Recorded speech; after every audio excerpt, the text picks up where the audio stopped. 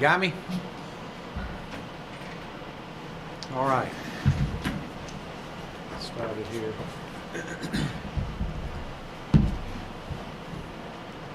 Are they good?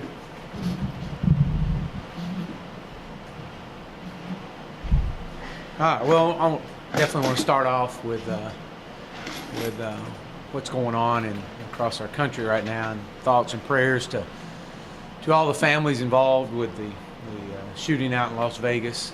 Very tragic and horrible time out there, but as we've seen so many times in adverse situations, so many people come to the forefront and step forward as heroes. And so I know there's families across our country that are in dear mourning, and our thoughts and prayers go to them and their lost loved ones. Moving forward with a reflecting back of last week, our game against UConn, want to give credit to Coach Edsel and his staff of having their guys ready to go. Definitely have shown improvement over each of the first 3 weeks.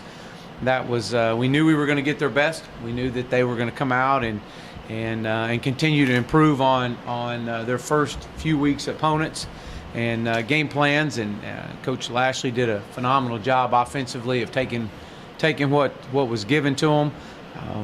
And defensively, I know that we struggled early. It was hard to get into any type of routine and rhythm, but it was really good to see our guys and how they responded. But as I've shared last Saturday night, we've been where UConn is, building that program. We know what they're going through, but what was impressive for us is that while it may not have been our best performance, it was our best response. And that was a game that it was good to win in the way that we had to win it. Come behind or come out in the fourth quarter and perform the way we had to. It's amazing how it all works when one guy has a play's made, and how it just flips the entire momentum of the game. I think that was without a doubt the block punt by Ryan Becker on a call that was not a block. All week long, our emphasis was to return, but that's a guy doing his job. That was it. His job was to ensure them punt, and he did that. And he almost blocked the one before it. He was extremely close. So it's great to see guys that are coming out doing what they're coached to do, and in a week that was so much of a return emphasis, it would have been so easy just to let up just a little bit, and no one would have ever noticed. But that's not who Ryan is. That's not what this program's about. And we've used his example, and we'll continue to use his example for weeks and years to come, of a guy just doing his job and doing it to the best of his ability. Whether you're playing 6 plays a game or 46 plays a game, it shouldn't matter. Our standard's best, and that's what we expect of these guys. And Ryan exemplified that. Offensively, it was great to see us respond when we needed it most in the fourth quarter. I thought our ability to wear them down late in the fourth quarter with the different running backs, the 3 different backs that we use, just a consistent, just our tempo and just being consistent in the way we attack was huge for us. Offensively, we were very good on third down. That was good to see. We've that's been a trend over the last few weeks, and when you're good on third down, it usually means you've been pretty balanced and efficient on first down. And that's part of our offensive goals each week, is to be efficient on first down. We were very balanced. We had 7 runs and 7 passes that were explosive plays. We were able to score inside the red zone all but one time, and that last one being the fourth down to end the game down here. So that was good to see. I thought Ben is a fierce competitor. I know his completion percentage is not what we want, and I know we've missed on some throws, but this guy is a fierce competitor. He's making plays when we need it most, and excited to see him. He was one of our players of the game. He gets us in the right protections, makes the right calls for us, and gives us the best chance. We were looking for a spark early in the first quarter, and brought in DJ Gillens, and we were able to go down and score, and was going to go back with DJ, and we had some mental mistakes that forced us to change our plan right there. Again, our running backs, all three of them, they're all great competitors. They all want the ball every play. You got to love that in these guys. All three backs were right there at the 70 yards rushing. Anytime you can rush the ball for over 200 yards, you're doing something good at any level. I thought Kamen Freeman did a really good job of imposing his will late in the game and using his body size and style to run to help us convert some huge third downs. None bigger than the check down, third and long. Ben checked it down to Kamen, was able to pick up a first down and keep a drive alive. I thought our offensive line played consistent. Evan Brown was our player of the game. Up front, Will Hopkins continues to improve. I'm really excited about Will. He's getting better every week. Bryce Wiles, with Jacob DeDore being out, Bryce Wiles got the majority of the reps and did some good things. So competition's making everybody better up front. Our wide receiver core continues to just be consistent in their play. I did not think we played very well without the ball. I didn't think we blocked very well. I didn't think we were as physical as we've been in the past. And that's been something we've addressed. But I thought obviously Trey Quinn was on the American Conference honor roll this week and with his 15 receptions. And obviously the production that Cortland Sutton gave us as well. It was great to see those two guys contribute to our success offensively. We're very explosive offensively. We knew that. We've got depth. We've got talent. And as I've said it every week, just as a quarterback, man, get the ball to your playmakers. That's what this thing's about. Get us in the right call. Get it to your playmakers. Thought defensively, when you look at the performance of Justin Lawler, which was the defensive player of the week in our conference, which was huge to see, and his 4 sacks tied an SMU record. You held an opponent to -8 yards rushing. You got to be doing something right up front. And again, coming into this year, we felt like our defensive line, with the depth that we have and the way Coach Wyatt rotates our D linemen, it really wears people down, especially in the fourth quarter. We've got 12 guys that we're able to rotate, and we feel really comfortable with these guys. We've got to do better. We've got to do better on some double teams. We're getting knocked back at times on double teams, but that's something that we'll continue to focus on. Kyron Mitchell was our other defensive player of the game. Continues to be just a very active football player, very aggressive, and provides a spark to us out on the edge at our outside backer.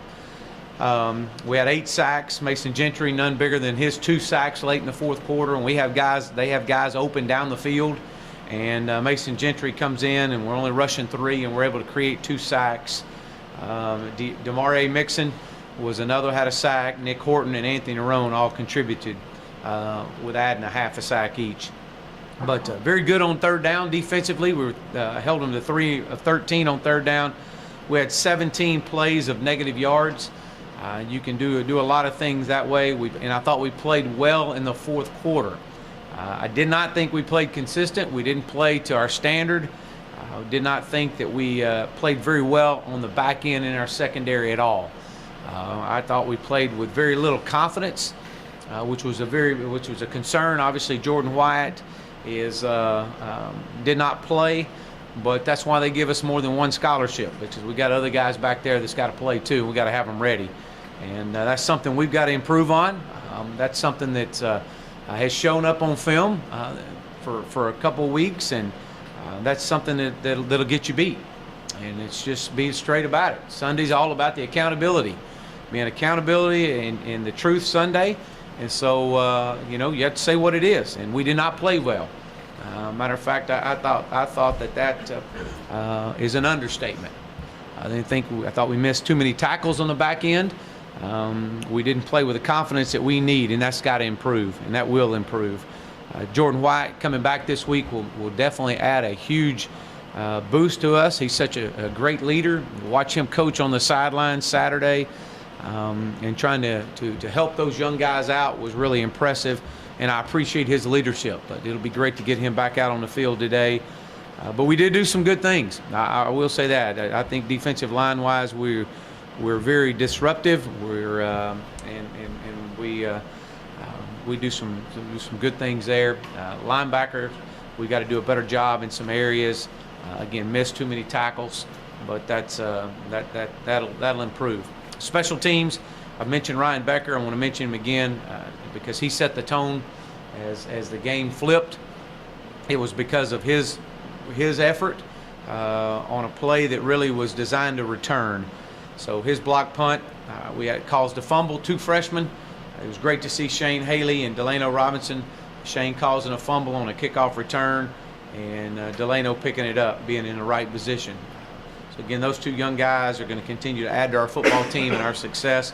We were 100% on our PATs, so that's great with our snapper Garrett Stotts, Alex Melvin, and Josh Williams have done a really good job this past week. We kept talking about we can't leave points on the field, and we didn't do that last week. Our protection scheme was good as well up front. So again, we came out of the UConn season 1-0, and that was our goal. We got a lot to improve on, especially moving into this week. We travel down to Houston to play a very talented football team, a team that, in my opinion, has, if not the best defensive player in college football. He's one of the top 2 in Ed Oliver. He's our defensive player of the year in our conference. He's as good a player as I've seen at this position on film, and we've seen some good ones over the years. This guy plays the game like it's supposed to be played, and that's all out every play. They've got more than just him, though. Now, I know his stats don't look like he's made many plays, and it's because he draws so many double teams and forces a lot of attention on himself. But they've got some guys up front that are returning. They've got 7 returners on their defensive side of the ball. 6 of those are seniors, so they're very experienced. Their linebacker core is fast, they're physical. They play very aggressive, and again, all 4 of those guys returned from last year that got a lot of playing time in. The secondary, I thought their secondary, they got a JUCO transfer in at safety, which provides length and some speed back there. The Garrett Davis, Isaiah Johnson, and Jeremy Winchester all have played and contributed back there last year. But you're facing a defense that's very fast. They do a good job of mixing up their coverages and pressures, and they've done a really good job of taking the ball away. From an offensive standpoint, when you look at them, I know that they've rotated some guys around at quarterback, and so they've got. I know Kyle Posma played last week, and Kyle Allen played the week before that, and so we expect both of these guys to play. They both bring a different dynamic to the game, but both are very, very highly recruited guys across the country, and both can cause some problems. They got an offense that's averaging about 430 yards a game. They got 8 returning starters. Their entire offensive line is back, and they got as physical of a wide receiver core as we faced this year, and the running backs with Duke Catalan, the transfer from Texas, played last year there. This is a young man that is very violent when he runs, and provides a game-breaking speed at any point in time on the field. So we've got our work cut out for us defensively. We got to worry about the SMU Mustangs. That's the number one chore going into this week is we've got to get better. We've got to get better in all areas, and it's a 1-game season, and we're excited about this 1-game season. And with that, I'll open up for questions. This is the only school in your conference that's in the state. It's been a bit of a rivalry the past few years. So in your opinion, what does this game mean to the program? Well, I mean, it's just like any other game. They're all big games because it's the only game we can play. And next week will be a big game, even though it's a bye week. It'll be a great opportunity for us to reflect on ourselves. And then the week after that, it will be a 1-game season. So they're all big. I mean, if you don't believe me, just lose one. It don't matter. Just lose one. And But it is a lot of our guys played against them or played with some of the guys on their same high school team. So there's a lot of familiarity with guys. We recruit against each other. But as far as it, hey, is this game bigger than any other game? It's the biggest game, and it's because it's the only game, and we can't get caught up in all that. And you can't get caught up in what happened last year and the year before that. It's all about right here, right now, and what can we do today to make us and get us in a position to be successful on Saturday. So. Last year's win was kind of the signature moment for the 2016 SMU team. What did that win mean for the program, in terms of confidence and what it's selling about the program? Well, I think when you look at they've won a lot of ball games over the past few years, and for us to come in and play and come away with a win last year here at home in front of our home crowd was big.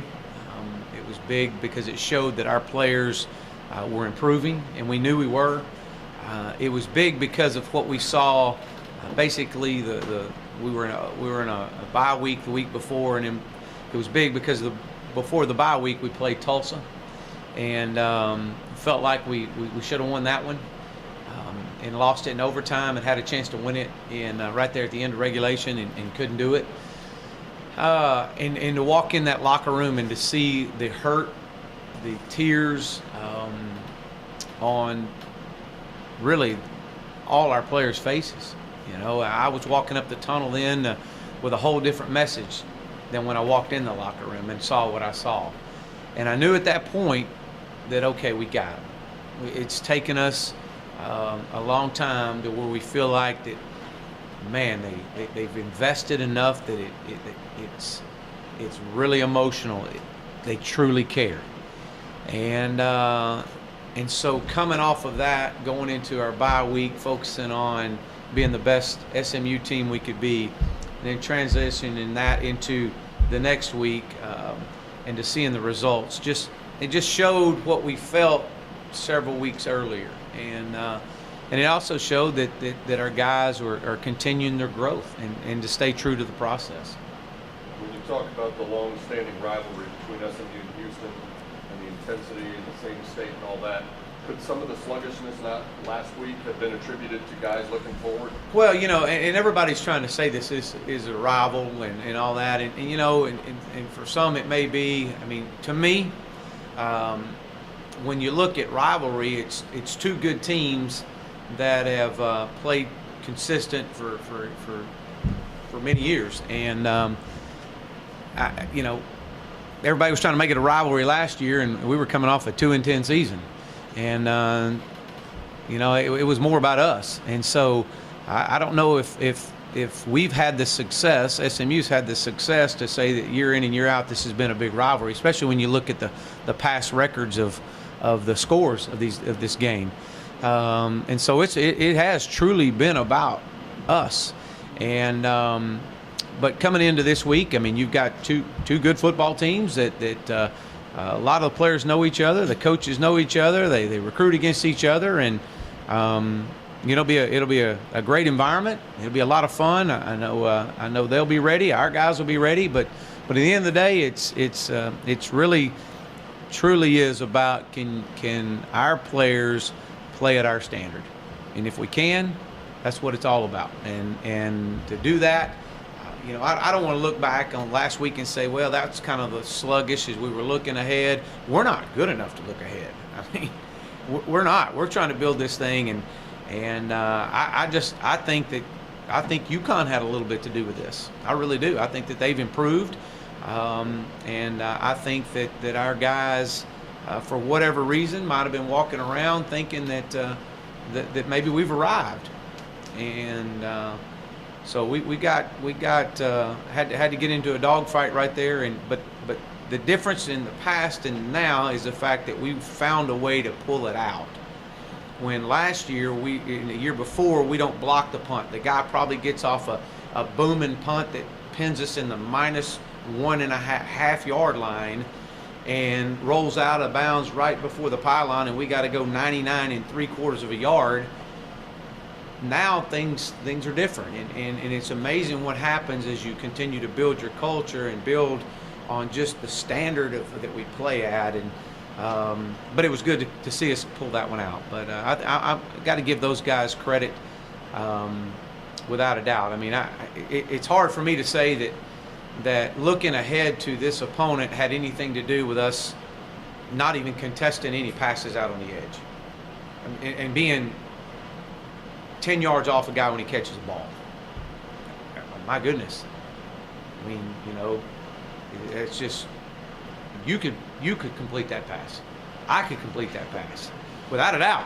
But it's just that's something we've got to get better at, and that's our challenge, and that's been our challenge to our entire defense and in the secondary. We can't just rely on our D line to make all the plays. We got to have help, and that's what this thing's about. And but that I really don't. I don't think that has anything to do that. Well, we were looking ahead to this next opponent, and that caused us to play and just uncontest any passes and miss them. The number of tackles that we missed. That's unacceptable, and it's not who we are. You mentioned that Jordan Wyatt will be back this week. And when you talk about the cushion that some of the corners gave this past week, Christian Davis and Eric Sutton had also been rolled an ankle or something, a little banged up just a bit the last couple of weeks. How much did that contribute to the larger cushion, and none. how are they feeling? Absolutely none. No excuse in it. It's about playing with confidence. You got to have a short memory at corner, and these are two young men that have come from great programs and recruited to be here to play corner, and so they'll continue to get better. They both have an unbelievable amount of pride in themselves, and they saw themselves on film as our opponents have, and so they've got to get better, and they will. They will. I got great confidence and great faith in these guys. If anything, Jordan White gives these guys an extra boost of confidence as well. So. This is the first trip out of the Metroplex for your team this year. We've been during the preseason, we're all about team building and everything else. What does a road trip provide for a team as a chance to a little extra bonding? Yeah. Well, we've stayed in our team hotel now for the first 5 weeks, and so I know our guys are excited. They're excited to get away, something a little bit different. But just being able to get out and get together and seeing just different scenery is it'll be good. But at the end of the day, it's still the meetings will stay the same, the curfew stays the same, the meals will stay the same. It's just, you're an experienced football team that understands that this is just what we do. And so we got a lot of ball ahead of us, but the only thing we can control is this one-game season. When you look at Houston and what they've done so far this season, do you see any significant changes either in scheme or just body language, personality with Tom Herman leaving and now Major Applewhite taking over? Well, I think that they've done a fabulous job down there, to be honest with you. I think their guys are playing with great confidence. They've played some tough teams. The schedule has presented itself. They've had to go through a lot of adversity early in the year with the hurricane coming in and changing their schedule up. But no, absolutely not. I think these guys are playing extremely well, and I think that I think this is a football team that has got a lot of confidence right now. This is kind of going back a little ways, but you studied math and statistics at A&M. What was the mindset, and were you drawn to that area, and how has that affected you as a coach? Yeah, I've always been enamored by numbers and statistics. That's just kind of the way I grew up. Outside of my mom and dad, my high school math teacher made a huge difference in my life and made it interesting. And so I've always studied numbers. I'm enamored with it. Our staff hates it. They absolutely hate that I like the numbers so much because numbers don't lie, and they don't lie. It is who you are. This is us. And right, wrong, and different. This is what the numbers say. This is who we are. And it gives us a measuring point, gives us a starting point. I've always felt like, and I've always been this way ever since a kid, that for every question there's an answer. For every problem there's a solution. We got to go find the solution in a lot of these cases, And that's you got to think outside the box. You got to be able to be different. And I think just the numbers part, I just like that. I don't know. I like looking at stats and box scores, and now stats, stats and a dollar bill will get you, maybe a cup of coffee somewhere, but it don't mean much. But it does give you a gauge and gives you a starting point and things you got to improve on. What would you say are your favorite statistics? To look at? Yeah. Oh, there's a lot of them. I love the number of play counts. First of all, that's a big one for us. How balanced we are, how efficient we are in our pass offense, pass defense, run defense. The efficiency of things, not just the cold hard number where anybody can look it up. I like the efficiency of it, where you gotta put a formula together and figure a few things out. So I like that. You have your own formulas for that? You have your own formulas for that? Oh yeah, yeah, yep. Thanks a lot, guys. Thank you, Chuck. Thank you.